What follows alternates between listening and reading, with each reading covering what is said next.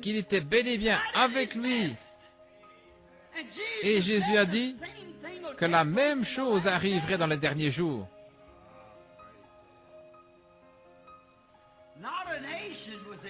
Abraham n'était pas une nation, il était en minorité, mais Dieu était avec lui. Il l'avait séparé en ce temps-là. Nous sommes censés nous séparer dans ces derniers jours. Et si Dieu a donné un signe à Moïse, à Israël, un prophète ou une colonne de feu, il a donné un signe à Abraham, il a donné un signe à Israël, il a donné un signe aux disciples, le même signe chaque fois, le même signe, une colonne de feu. Paul, lorsqu'il se dirigeait vers Damas, il y a une colonne de feu qui a resplendi devant lui et qui l'a aveuglé même et l'a fait tomber sur ses genoux. Personne d'autre ne l'a vu, ils étaient tout autour, ils ne l'ont pas vu. Et une voix a dit, « Saul, pourquoi me persécutes-tu » Et il a dit, « Seigneur, qui es-tu » Il a dit, « Je suis Jésus, un signe. » Et qui était-il? Un apôtre pour les nations. Amen.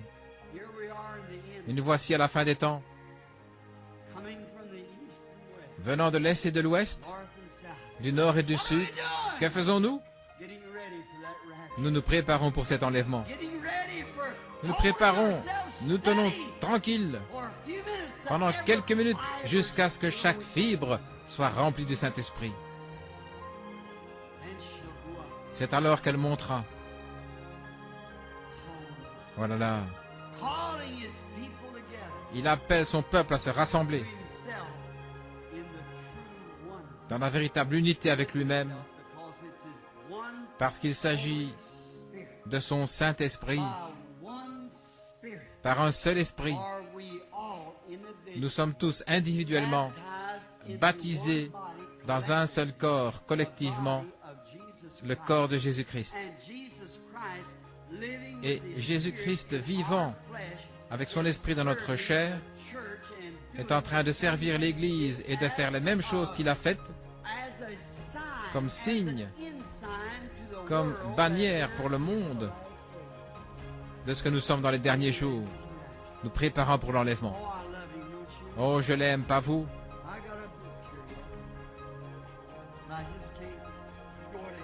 Il me reste encore un livre ici, mais je ne peux plus continuer, il se fait trop tard. Nous le reprendrons une autre fois.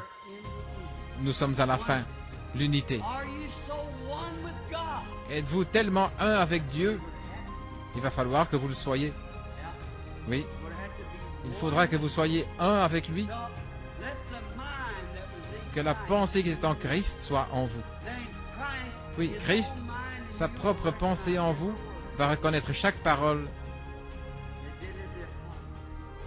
Elle l'a fait dans les apôtres, répartissant correctement les Écritures, qui sont la vérité. Le Saint-Esprit, si c'est la vérité, alors il rendra témoignage en produisant le même signe qu'il a donné à Moïse, le même signe qu'il a donné à Abraham, le même signe qu'il a accompli par Christ, le même signe qu'il a accompli par Paul. Nous sommes à la fin des temps. Il a dit que cela arriverait. Nous sommes à la fin des temps. L'Église, collectivement, se rassemble dans une union, ainsi, un là, en train de se former. Il a dit, il y en aura deux dans un champ. Deux dans un champ, c'est pendant la journée, la moisson. Je prendrai un et je laisserai l'autre. Il y en aura deux dans un lit, de l'autre côté du monde. Je prendrai l'un et je laisserai l'autre. À la venue du Fils de l'homme. Et c'est tellement imminent. C'est si proche.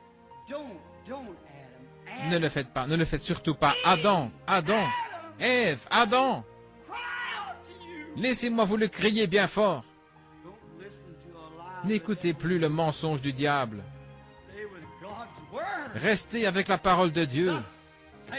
C'est ainsi dit le Seigneur. Restez avec sa parole. Le fait de vous en séparer, c'est rompre votre communion avec Dieu. L'unité de Dieu par le Saint-Esprit. Puis si vous dites avoir le Saint-Esprit et que ça ne coïncide pas, que ce n'est pas en accord avec la parole, vous n'êtes pas en unité avec Dieu alors.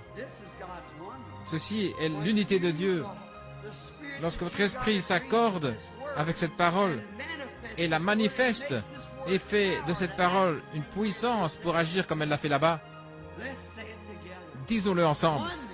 L'unité avec Dieu, c'est d'avoir l'Esprit de Dieu en vous, s'accordant avec la parole, toute la parole entière,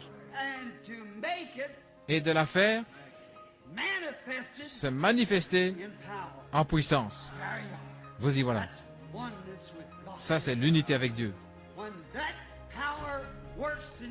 Lorsque cette puissance œuvre en moi, œuvre en vous, nous sommes un. Amen. Frère Kidd, quand la puissance du Saint-Esprit en moi œuvre en toi, il n'y a pas de désaccord. La parole est là. Ça marche. Amen. Ça l'a fait devenir ce qu'elle est. Dieu fait